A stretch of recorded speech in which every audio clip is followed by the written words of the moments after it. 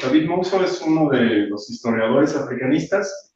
Él es egresado de la Universidad de La Plata, en Buenos Aires, Argentina, maestro en estudios de Asia y África, con énfasis en África, por el Colegio de México, el Centro de Estudios de Asia y África, un máster en Servicios Culturales por la Universidad de Santiago, en Compostela, y actualmente es doctorante en Humanidades por la UAM Xochimilco. Creo que ya muy pronto tendrá que doctorarse. Se nos congratula muchísimo, y también un gran amigo, un gran colega, y bienvenido, David. Gracias por también siempre atender mi llamada. Bueno, muchísimas gracias por la presentación, la invitación. Me congratula mucho participar, además con dos profesoras que admiro mucho, y dar cabida a una investigación que está un poco en curso, que tiene que ver más bien con un vacío, pero también una incomodidad mía, tal vez una fascinación por las genealogías, y qué mejor forma de aprovecharlo con una historia en contrasentido de este no día de África, ¿no?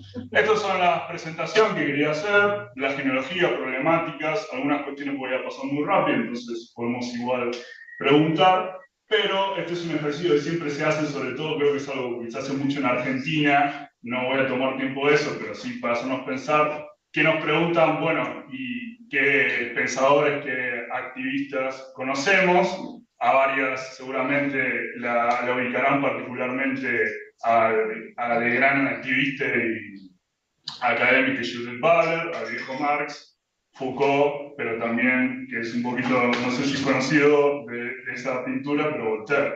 Si yo digo acá, tal vez es un poquito más complicado, pero a uno de ellos yo creo que sí lo ubicamos, Fanon, contemporáneo igualmente a Marx, Douglas, pero Ifi Amadoume, y a una persona que es muy conocida, sobre todo por sus escritos no solo abolicionistas, sino antirracistas muy tempranos en Brasil, que es cubano. Ahora, si yo presento a esta persona, tal vez es más complicado, son muchas, pero bueno, un poco la idea es ir pasando por ellas. Esta introducción más bien quisiera pasar directamente a un cuestionamiento que es qué es lo que define a los estudios africanistas, africanos o de África, este estudio de área. Y en general yo creo que tiene una serie de particularidades que hay que mencionar, que es una mínima cohesión, o sea, tenemos más bien una cohesión que es territorial, espacial, pero no así por sus disciplinas, particularmente multidisciplinaria, pero no interdisciplinaria. Más allá de algunos llamados concretos, el afrocentrismo en general, no tenemos la necesidad de una particularidad identitaria que define a la persona que investiga, no solo las personas africanas que estudian África. Y lo último diría, no se ha pedido, a diferencia de otros estudios de área, este manejo detallista del idioma, que muchas veces es proscriptivo. Por ejemplo, cuando hablamos de China o de Japón, no pasa así con África, porque tenemos entre 300 y 1200 lenguas, ni hablar la multisituación, por ejemplo, de lenguas occidentales. Entonces, tenemos tres fuentes que son heterogéneas, pero que explicarían supuestamente estos orígenes de los estudios africanistas. Primero es la Comisión Económica para África, la ECA, de la ONU en 1957. Después, los diálogos, particularmente entre América Latina y África, específicamente por parte de la CEPAL, y después la competencia geoestratégica, geopolítica, que da el movimiento de descolonización y específicamente el contexto de la Guerra Fría para fomentar relaciones con esas naciones recientemente independientes. Se ha hablado de otros orígenes, y acá hay que mencionarlo porque se ha dicho mucho de forma crítica la colonización, por ejemplo, como uno de ellos. Yo creo que Alemania es uno de los mejores ejemplos, pero España particularmente nace en el contexto del Congreso de Berlín y específicamente la Asociación Española para la Exploración de África, pero el Instituto de Estudios Africanos casi nace y desaparece con el franquismo y ese renovado interés por el colonialismo, específicamente entre el 45 y el 75. Se ha hablado también de los escritos jesuitas, como de la presencia africana, específicamente de personas esclavizadas, o de la búsqueda de orígenes humanos. Ahora, lo que yo creo que hay que ser crítico con estos orígenes, pero no por ello denostar directamente este tipo de estudios, en tanto y en cuando críticas similares se hicieron, por ejemplo, a disciplinas enteras, la antropología, entre los 60 y los 70, que fueron, a grandes rasgos, tomadas.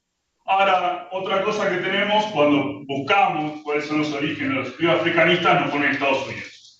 de Estados Unidos, específicamente el Northwestern University en el 48, y después el origen de lo que es la Asociación de Estudios Africanos, el ASA, en 1957. Algo que a veces no se dice mucho, hay que buscar, es que es específicamente el ejército estadounidense y la CIA el que financia parte de estos estudios, y específicamente una serie de ONGs y lugares de financiamiento que son la Ford, son la Rockefeller y Carnegie Corporation, que no solo estaban en Estados Unidos, sino también en Sudáfrica y en Brasil. Ahora, ¿por qué? Y los estudios africanistas en Estados Unidos se singularizan, sobre todo con una persona, no solo con el ASA de 1957, sino con la figura de Melville Herskovits, que traslada específicamente sus conceptos de los estudios culturales sobre pueblos originarios estadounidenses a la cuestión de los pueblos africanos.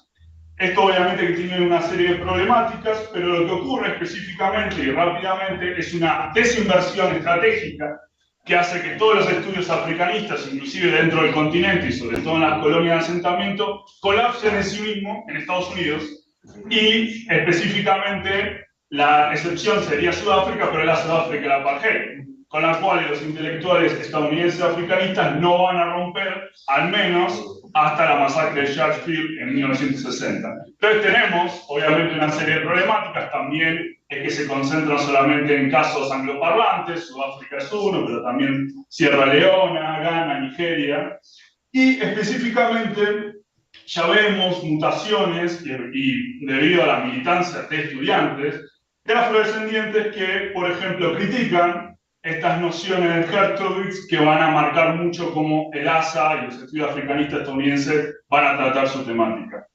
Va a otra cuestión de las genealogías y esos contrasentidos que podemos decir. El problema de buscar el origen en el 57 es que elimina completamente otros esfuerzos de estudiantes, pero también entusiastas, negros estadounidenses, que por ejemplo ya en 1915 tenían el Association for the Study of the Negro, y hoy, por ejemplo, en Estados Unidos, cosa que pasa parte también en Brasil, tenemos una combinación, a veces lo van a encontrar, como African Studies, una idea de vamos a combinar los Black y African Studies.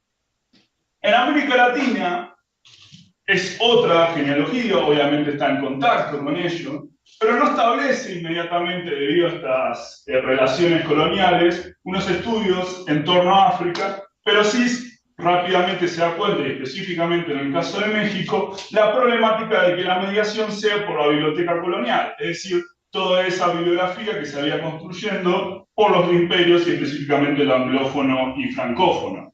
Ya en 1960 tenemos, a la par de lo que está pasando en Estados Unidos, pero en otra línea, lo que es estas lecturas entrecruzadas que yo mencionaba entre la CEPAL y la ECA, que por ejemplo hace que Barbstein, Frank, Nkrumah y Rodney se lean entre sí. También tenemos una serie de particularidades que hay que decirlo en América Latina, específicamente Cuba, Colombia y Brasil, debido a lo que Segato diría una construcción específica dentro de esos proyectos nacionales de la racialización, un eventual reconocimiento de esa importancia demográfica, cultural, histórica sobre las heredades africanas. Esto anima, específicamente también desde la militancia afrodescendiente, ahora latinoamericana, caracteres lingüísticos, religiosos, sociológicos, de música que son buscados y estudiados. En Brasil tenemos el programa de posgrado SAO, multidisciplinario en estudios étnicos y africanos, el POSAFRO, todavía existente en 1959, el CEAMO en Cuba, el Centro de Estudios sobre África y Medio Oriente, en el 79, y en Colombia no tenemos específicamente, sino más bien una reconversión de un centro de estudios sociales que va a pensar justamente en la afrodescendencia o en la afrocolombiana, pero que específicamente ahora en los últimos años hemos tenido un intento de rescate. Ahora México tiene una institucionalización de los estudios africanistas específicamente buscando salirse de esa biblioteca colonial, pero con un énfasis en el servicio exterior y dentro sobre todo de los estudios internacionales. Y va a salir sobre todo del puño de los estudios orientales, así que llamaban, del 64. También en México va a ser el espacio donde vamos a tener la primera reunión talada, en el 78, Y específicamente yo creo que México cumple un rol estratégico como nodo de esfuerzos transnacionales. No son solo personas mexicanas, sino son también cubanas, brasileras, colombianas que viajan a México, vuelven muchas veces a sus países, pero también es específicamente el CEA, en el Colegio de México, fundado en gran parte por los esfuerzos, por ejemplo, de la Argentina, Selma Agüero, y el cubano Armando Entralgo, junto a otros, por ejemplo, que hubo un intento antes de ello, en los 80, de estudiantes colombianos para hacer surgir un diplomado sobre África, que finalmente se hizo otra cosa en el 82 con el CEA. Ahora, ¿qué pasa desde África? ¿No? Porque hay estudios africanos desde África. Ya antes de 1958 teníamos, yo decía, movimientos transnacionales de estudiantes africanos que iban a Europa, pero también a Estados Unidos. Nkrumah va a Lincoln University. Ni hablar de toda la intelectualidad francófona postcolonial y que va a ser parte de la dirigencia política, que va a espacios como la Sorbona. Pero es con esta cuestión que yo mencionaba de la ONU, de la ACA, en Addis Abeba, en 1957, que vemos una producción y circulación temprana de académicos africanos. ¿Qué ocurre? Inmediatamente conforme las independencias que ya nombraban las doctoras, va a haber una crítica estructural a por qué los estadounidenses pueden moverse como en su casa a África y por qué nuestros estudiantes no pueden tener la misma disponibilidad de viajes o de visas, y esto obviamente cae muchos resquemores. Ahora, los académicos africanistas, yo voy a mencionar ahí algunos para no tomarme mucho tiempo. Cheikh Anta Diop, tal vez es más conocido ahora porque es el nombre de muchos espacios en Senegal, va con mucho trabajo en su parte, específicamente su tesis doctoral, a intentar reconectar ese Egipto con el resto del continente, específicamente el África precolonial. Joseph Pizarro, que tiene su propio libro de una historia continental. Amadou Hampâté-Bâ, que habla sobre todo de la necesidad de la historia oral para reconstruir el pasado africano, que un poco vamos a criticar. Y Masrui, que habla de la necesidad de pensar no solo la unicidad del continente, sino también específicamente cómo es combinación de distintos legados, que no es solo Europa, sino también es la influencia islámica y también su propio pasado originario precolonial. Paso muy rápidamente, esto lo podemos después preguntar. Yo creo que uno de los más importantes de acá es que África específicamente cumple un rol y es también el de refugio académico. Mencionaban algunas personas aquí, Dubois, por ejemplo, viaja a Ghana y ahí termina su libro después de que figuras como Herkovitz le niega el financiamiento en Estados Unidos. Walter Rodney es deportado de la academia por su militancia a Jamaica, pero termina su obra seminal en Tanzania. Y Fanon, que efectivamente combate, o más bien acompaña la guerra de liberación en Argelia, ya enfermo, dicta Condenado a la tierra en Túnez. Entonces, no solo tenemos acá sobre África, sino que África también tiene sus propias propuestas metodológicas. Y acá yo quisiera mencionar ahí también muy rápido que hay tempranas discusiones sobre el género y la sexualidad, y específicamente militantes académicas africanas que se reconocen o no, como decía bien la doctora, con el feminismo. Por ejemplo, Ifeoma Madiumbi ya habla de la plasticidad del género en el 87, con estudios etnográficos sobre la comunidad Igbo. Me van a recordar mejor el título, pero hablaba justamente de la plasticidad del género. Oreyonke Oyewumi hablaba, por ejemplo, del concepto de género como una invención colonial, ya en 1997, y más recientemente Pumla Nkola habla sobre la violencia sexual y generalizada en Sudáfrica, antes de, por ejemplo, la publicación de este libro de Segato, La guerra contra las mujeres. Ella habla ya en 2015 sobre una temática similar, problemática social, pero en Sudáfrica. Ahora, sobre los límites de los estudios, ya tenemos una pretensión, y esto es una limitación, una problemática fundacional. Específicamente ya en la conferencia del 58 y por influencia de Herkovitz, que habla de la objetividad de esta ego-política, de esta ego-conocimiento, y que decían que eran distintos, no hay una remoción lingüística imperial de descendencia de Estados Unidos respecto a esos otros imperios francés y británico. Eso, en ello, anula los estudios tempranos sobre opresión racializada, en referencia y en concordancia con los estudios africanos, que podría ser, y un intento que hubo de abrir por parte de estudiantes en la disrupción del ASA de Montreal en 1969, lo que terminó específicamente es fragmentar, no en ello diversificar, los estudios específicamente como los tenemos hoy, que son un montón de campus que no hablan entre sí.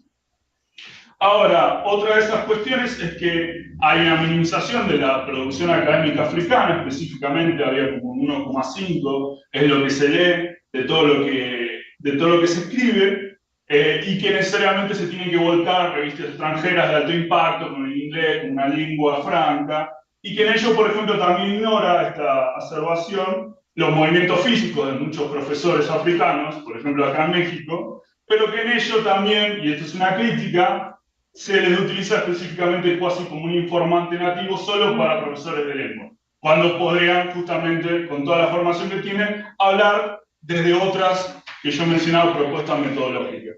Acá ya terminando, hay que mencionar también, loable, pero creo que es un ejemplo paradigmático, la Historia General de África, que específicamente en la UNESCO propulsa en 1964 como un intento de renovar esas bibliografías de universidades africanas post-independencia, pero que en ello reproduce ciertas nociones teleológicas de cómo tiene que ser la historia, una historia que tiene como el horizonte únicamente el Estado, y específicamente retomar ese pasado precolonial como para justificar la forma estadocéntrica que finalmente muchos de estos pueblos terminan como cristalizados en.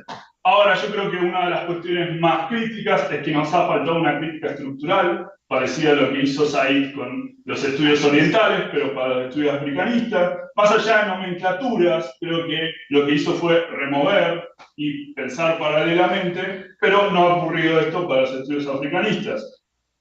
Termino acá lo último. Hacia la década de 1970, 1980, lo que tenemos es, debido a estas crisis epistemológicas en Estados Unidos, pero también otros factores, un abandono de esos intentos de transnacionalidad que teníamos antes, específicamente el movimiento de estudiantes, de profesores, diálogos, de transnacionalidades que son anteriores al Internet y a estos movimientos académicos que pensamos hoy en día. Y que tiene que ver con una crítica que ya mencionaba en los 70, que muchas de las conferencias del ASA y demás se hacen en Estados Unidos y en Canadá, que cada vez son más difíciles de viajar, pagar visas y tener estadías, y esto que se llama el networking, ¿no? La tertulia académica, es casi imposible y se hace una cosa que es parecida a una gentrificación académica. Termino acá con los impulsos que yo creo que hay que mencionar, que específicamente en 1990 y 2000, a lo largo de la región latinoamericana, en México, en Argentina, ni hablar antes Brasil, hay una serie de leyes específicamente que toman categorías distintas en el censo y que hay un reconocimiento o intento de ello, con sus limitantes, o una redefinición de la ciudadanía a partir de hablar de la afrodescendencia. Eso impulsa otros estudios, inclusive la autoetnografía, aunque tiene problemáticas obviamente cuando hablamos de la originalidad de esas poblaciones afrodescendientes y no pensamos en poblaciones africanas que no son del tronco colonial, sino que tienen que ver con movimientos migratorios más contemporáneos. Después está la nueva figura, esta figura del sur global, que propulsa sobre todo intentos de trasladar, de reconfigurar categorías que son caras y sobre todo son posibles de hacer dialogar con sus críticas. Creo que hay que arraigar esos conceptos africanos a contextos latinoamericanos y viceversa. No es una cuestión automática, requiere muchísima reflexión.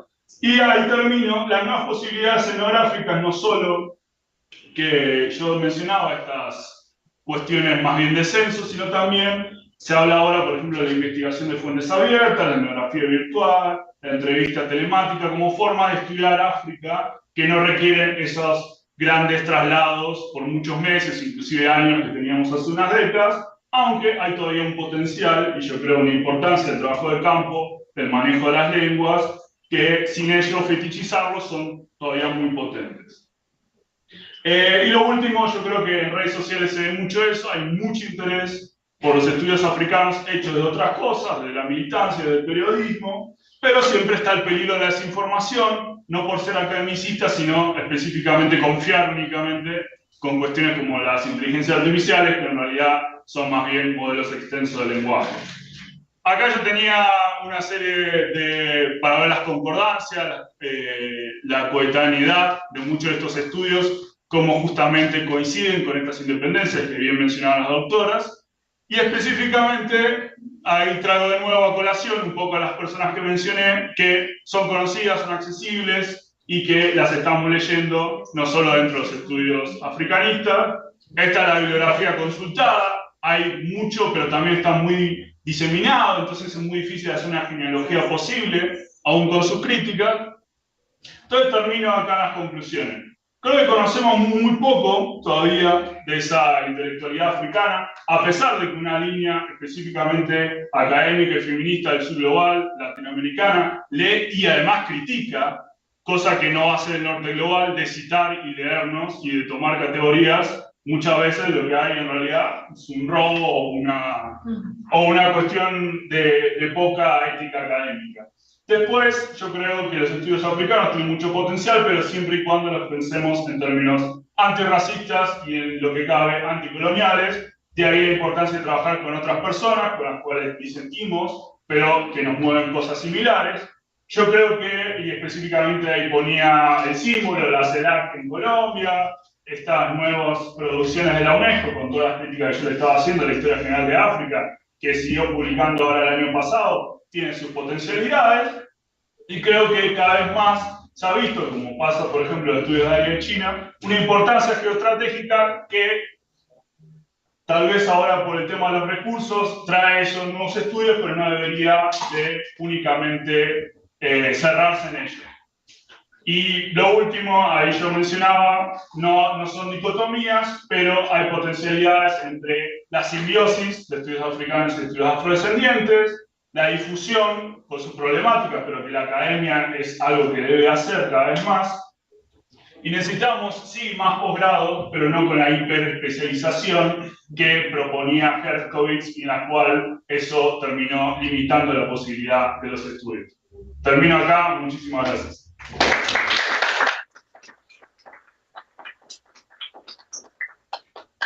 Muchas gracias a todos los ponentes y doctoras que nos han acompañado en estas reflexiones. Yo tratando de sacar 2 o 3 líneas en un par de minutos para ir provocando, digamos, alguna participación de parte del público, de los asistentes.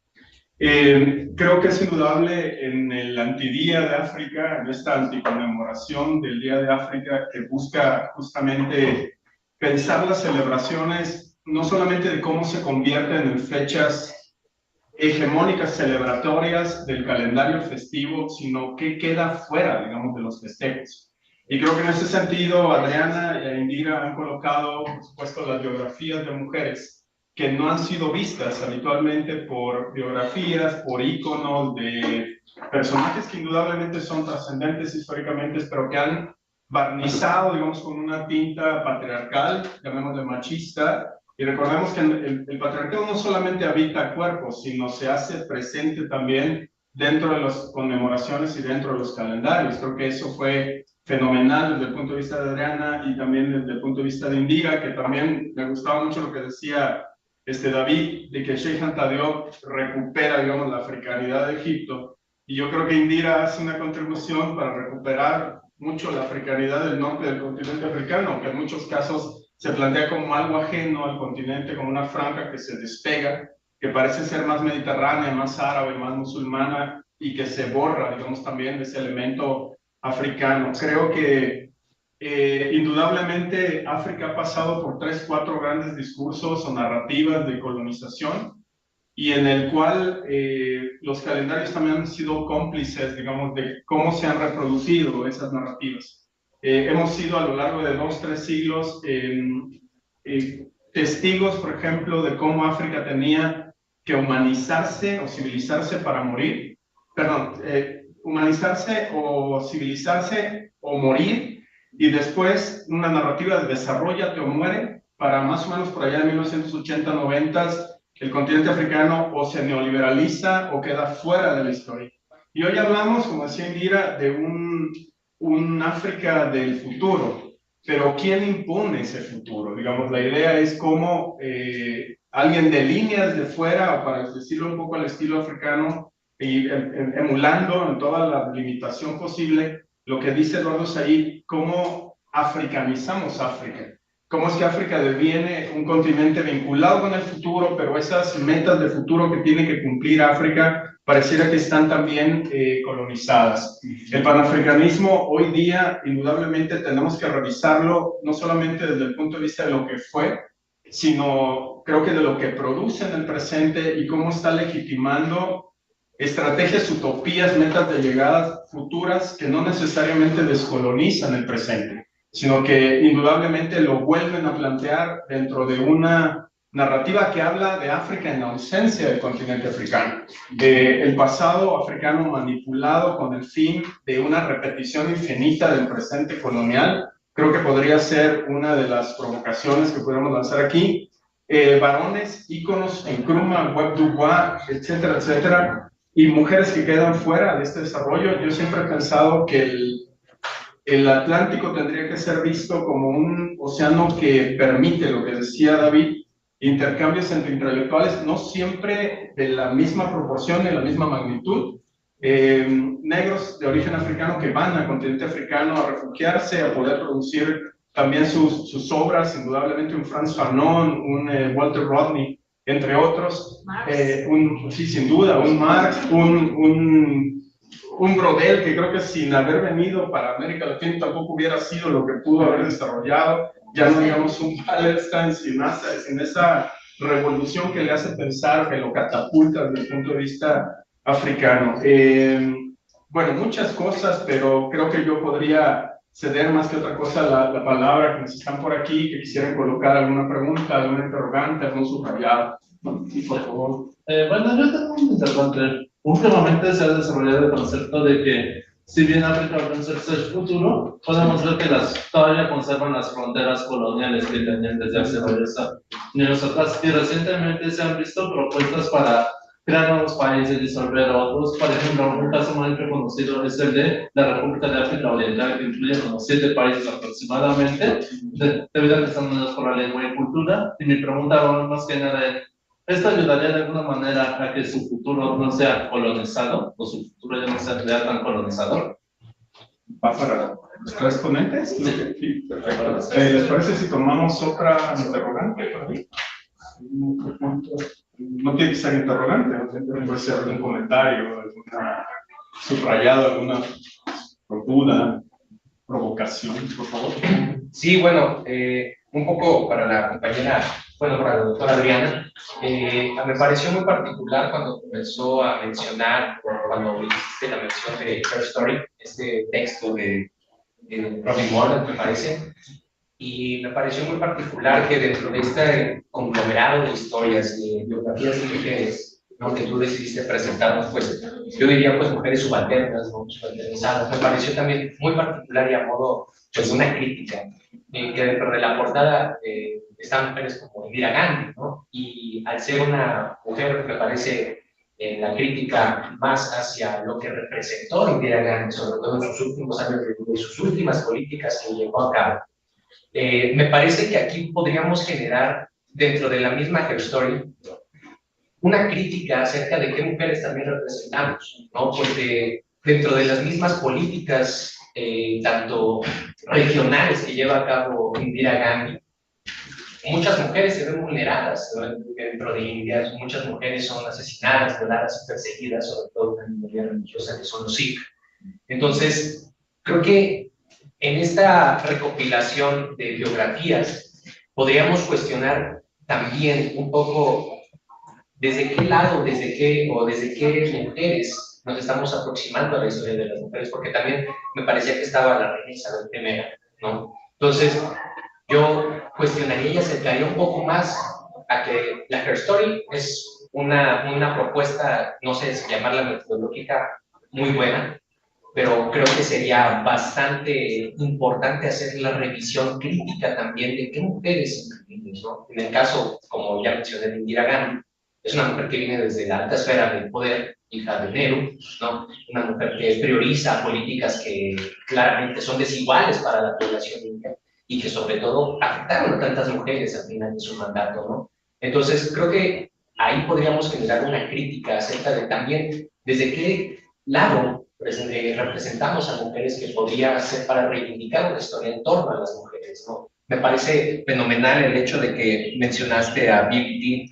y a Uma Marzo, me parece que se llamaba, porque son mujeres subalternas, son mujeres que son colonizadas, son mujeres que viven bajo un yugo colonial, pero también está la otra parte, ¿no? Acerca de las mujeres que viven desde un estado, desde una fuerza de élite política y regional, que sobre todo en políticas, pues son bastante cuestionables, ¿no? Esa sería un poco una crítica en ese sentido. Sí, por favor, doctor Fernando. Buenas tardes a todas y todos. Primero felicitarles, Marco, por esta serie de esta conferencia de representaciones, porque es refrescante frente a lo que regularmente vemos, como ustedes mismos lo han dicho, ¿no? Y parte también pues de seguir aprendiendo algo también de lo que ya hablaba el maestro David Mozo, con lo cual concuerdo, ¿no? Efectivamente, esta a veces falta de vinculación, probablemente será por muchas razones, ¿no? Pero sí seguir aprendiendo, sobre todo estas nuevas narrativas, bueno, no nuevas, más bien estas narrativas de las que hablaba ya la doctora de Adriana, por supuesto. Me encantó lo de la celebración y lo de juego de palabras, que yo no lo conocía de Story, y evidentemente por los intereses personales me provocó lo del maestro David Mozo Williams, sobre todo cuando comentó que no ha habido una crítica estructural de los estudios africanistas al estilo del orientalismo de Edward Said, porque bueno, primero pues, me movió y después me hizo preguntarme si no es que no ha habido una institucionalización de esta crítica, no sé si sea estructural o no, de esta crítica o de esta conformación, y si incluso el orientalismo de Edward Said no se nutre o no nace de todas estas series que ya mencionabas, ¿no? De estudios quizá, de iniciativas que existen, tanto a partir de las diásporas africanas y la relación entre la triangulación más bien, África, Europa, América, total, América como tal, ¿no? Desde el norte hasta el sur. Si no ha sido a partir a lo mejor de esta serie de articulaciones no institucionalizadas, que incluso el orientalismo de Edward Said, porque además eso se ha reflejado desde mi parecer hasta la academia, también que tú la retomas, ¿no? En los estudios del Medio Oriente, en últimamente cómo parece ser que los estudios del Medio Oriente van absorbiendo cada vez más áreas o espacios geográficos, ¿no? Y se refleja, bueno, muchas, ¿no? En la academia, en los profesores, profesoras, cómo está constituida ciertas disciplinas y los cuerpos académicos. Entonces, sí, eso fue lo, digamos, de lo que más me preocupó, ¿no? Y por supuesto, los horizontes de los que menciona, simplemente la lengua, ¿no? La lengua o sea, tenemos allí una, pues, no quisiera decir potencialidades, pero bueno, un espacio enorme. Porque justamente desde África, creo que también es ya lo que están haciendo, y nos ayudó la pandemia en ese sentido con la virtualidad, de ir recuperando ese tipo de cosas, la accesibilidad que ahora tenemos, por ejemplo, de conferencias o foros a partir de esta serie, de esta app, que no me gusta mucho, pero bueno, tiene sus pros, antes Twitter, ¿no? Que bueno, al menos en pandemia tuvimos esa facilidad de entrar a varios foros, ¿no? Que se hacían desde allá, recuperando lo de las lenguas, ¿no? Eso me pareció también muy interesante, ¿no? Y no sé si Adriana, perdón, no sé si en una de las fotos de Wiki, que no sé si la vi o me recordó, pero atrás de una de las fotos que pasaste, ¿fue una nada más o dos? Solo pasé. Solo pasé.